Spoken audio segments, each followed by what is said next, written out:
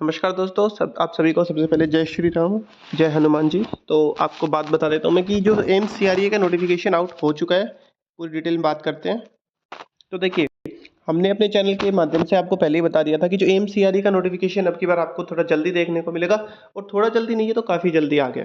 मैंने बताया था कि नवंबर या दिसंबर के अंदर आपको नोटिफिकेशन देखने को मिल जाएगा, लेकिन मेन जो बताया जा रहा था कि दिसंबर में हो सकता है आपको देखने को मिले, लेकिन इन्होंने थोड़ा सा और जल्दी काम कर दिया।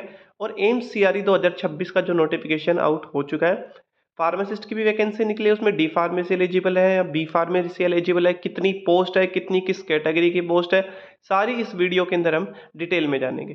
तो मैं आपको ऊपर नोटिफिकेशन पे सीधा लेके चलता हूँ, उसके बाद मैं आपको बताऊंगा कि एक इसमें आपका फ़ायदा भी है और एक नुकसान भी है। तो वीडियो को शुरू करते हैं।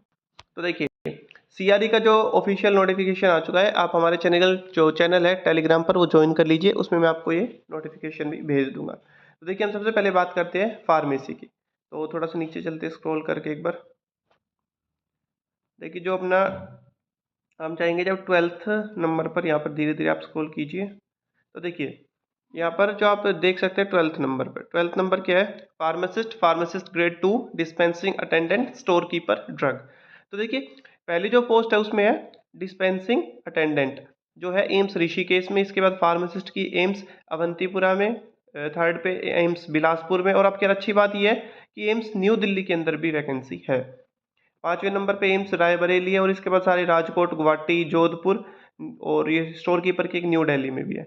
तो ये तो हो गए सारे जो वैकेंसी। अब देखिए, इनमें क्या क्या एज है? 21 से 27 एम्स बिलासपुर में, न्यू दिल्ली के अंदर 18 से 30 है, और सभी के अंदर फिर किसी के अंदर 21 से 27, किसी के अंदर 18 से, ये आप देख सकते हैं। तो आप खुद भी देखिए, नोटिफिकेशन में देख लीजिए।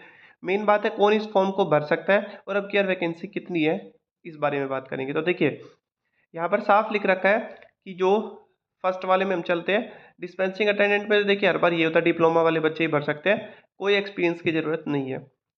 लेकिन बात करें एम्स अवंतीपुरा के अंदर, यहाँ पर देखिए साफ लिख रखा है कि एजुकेशनल क्वालिफिकेशन में डिप्लोमा इन फार्मेसी वाले बच्चे एलिजिबल है। और इसमें कहीं भी ऐसा नहीं लिख रखा कि जो बी फार्मेसी वाले बच्चे वो भी एलिजिबल है, तो सिर्फ डी फार्मेसी वाले बच्चे यहाँ पर एलिजिबल है। साथ में आप एक रजिस्टर्ड फार्मासिस्ट होनी चाहिए। देखिए, कई बच्चे बाद में पूछते हैं कि सर अभी मैं 4th ईयर में हूँ, कोई 3rd ईयर में हूँ, अभी मेरा लाइसेंस नहीं आया है। तो देखिए, जब तक फॉर्म भरने की आखिरी डेट होती है ना, तब तक अगर आपका लाइसेंस बन के आपके घर आ गया तो ठीक है, वरना आप फॉर्म नहीं भर सकते। मैं कह रहा हूँ, ये बात आप बार बार मत पूछना, बिल्कुल सही बात बताई है। क्यों? क्योंकि बच्चों को डाउट रह जाता है। लेकिन मैं क्लियर कर देता हूँ, अगर आपका लाइसेंस इस फॉर्म भरने की आखिरी डेट तक नहीं आया है तो आप फॉर्म में एलिजिबल नहीं होंगे। ठीक है? इसके बाद बात करें यहाँ पर थर्ड वाले एम्स बिलासपुर के अंदर, तो यहाँ भी ये डिप्लोमा इन फार्मेसी होना चाहिए।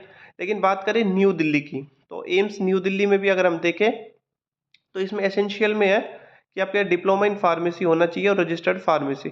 और देखिए, यहाँ पर नोट डाल के लिख रखा है कि applicant holding higher degree can also apply, the candidate should be also. तो देखिए, न्यू दिल्ली है ना, जो एम्स एम्स न्यू दिल्ली के अंदर जो फार्मासिस्ट बनना चाहते हैं, उनको एज है 18 से 30, और अगर बी फार्मेसी या डी फार्मेसी कुछ भी आपने कर रखी है तो आप एलिजिबल है, और आपको कोई एक्सपीरियंस की जरूरत नहीं है। डिजायरेबल में एक्सपीरियंस है वो जरूरत नहीं है आपको। एसेंशियल मतलब बी फार्मेसी डी फार्मेसी दोनों बच्चे एलिजिबल है, सिर्फ एम्स न्यू दिल्ली के अंदर। इसके बाद बात करें अगला, जो एम्स रायबरेली है, इसके अंदर भी डिप्लोमा ही चाहिए आपको। इसके बाद देखिए, एम्स राजकोट के अंदर है ना, इसमें फिर यही बात लिख रखी है कि applicant holding higher degree can also apply. तो मतलब जो एम्स राजकोट है उसके अंदर भी आप अप्लाई कर सकते हैं, बी फार्मेसी वाले बच्चे। फिर जो गुवाहाटी है उसके अंदर भी सिर्फ डी फार्मेसी वाले बच्चे एलिजिबल है। इसके बाद जो हम बात करें जोधपुर के अंदर, वहाँ भी सिर्फ डी फार्मेसी वाले बच्चे एलिजिबल है। और स्टोर कीपर ड्रग, इसके अंदर देखिए degree in pharmacy from a recognised university या इंस्टीट्यूशन, और डिजायरेबल में ये। तो मतलब देखिए, इसमें क्या एक्सपीरियंस मांगा है डी फार्मेसी वाले में। बी फार्मेसी वाले तो फ्रेशर भी एलिजिबल है, जिस बच्चे ने डिग्री कर रखी है वो स्टोर कीपर के भर सकता है एम्स न्यू दिल्ली के अंदर, उनको कोई दिक्कत नहीं है। लेकिन अगर आपके पास डिप्लोमा है तो आपको 3 साल का एक्सपीरियंस भी चाहिए, अगर आपको 9th नंबर पोस्ट के लिए एलिजिबल होना है तो। और आप जो डिप्लोमा वाले फ्रेशर है वो तो ऊपर वाली पोस्ट सारी भर ही सकते हैं। बी फार्मेसी वाले बच्चों के लिए सिर्फ एम्स दिल्ली की सुविधा है, और साथ में जो हम बात कर रहे हैं एक यहाँ पर एम्स राजकोट, इन दो में ही भर सकते हैं।